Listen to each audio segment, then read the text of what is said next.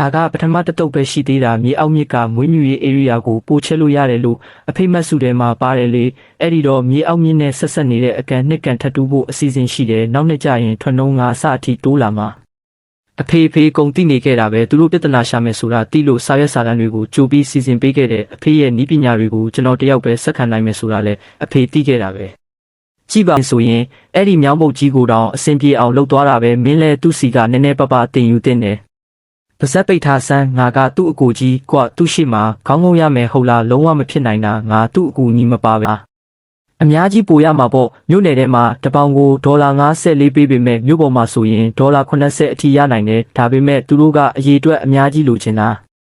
မြို့ပေါ်ဈေးကွက်မှာတပေါင်ကိုဒေါ်လာ80တဲ့နောက်နှစ်ငါတို့ပေါင်6သူညထုတ်နိုင်ရင်ဒေါ်လာ400သူည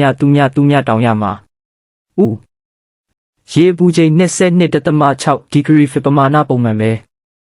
ခလိုဤကျွန်တော်မရောက်ဘူးအဖေကဒီချန်ကိုကျွန်တော်စီချန်ထားခဲ့တာကျွန်တော်လက်လျှော့လိုက်ရင်သူတို့အနိုင်ရသွားမှာပေါ့ကျွန်တော်မထွက်သွားဘူးသူတို့ကိုအနိုင်မခံနဲ့ပထမအဆင့်အနေနဲ့သူဒေါ်လာ2ရသူညစိုက်ထုတ်မယ်မြောင်းရဲ့ဘေးနှစ်ဖက်မှာရှိတဲ့မြေလွတ်တွေကိုအကုန်ငားမယ်ပြီးရင်မြေအောက်မြစ်နဲ့ဆက်ဆက်နေတဲ့9ကန်6ကန်ထပ်တူးမယ်နှစ်ကုံရင်ငါးမွေးမြူရေးချန်ကိုဧကဝက်ကနေတဧကနီးပါးအထိချက်နိုင်တော့မယ်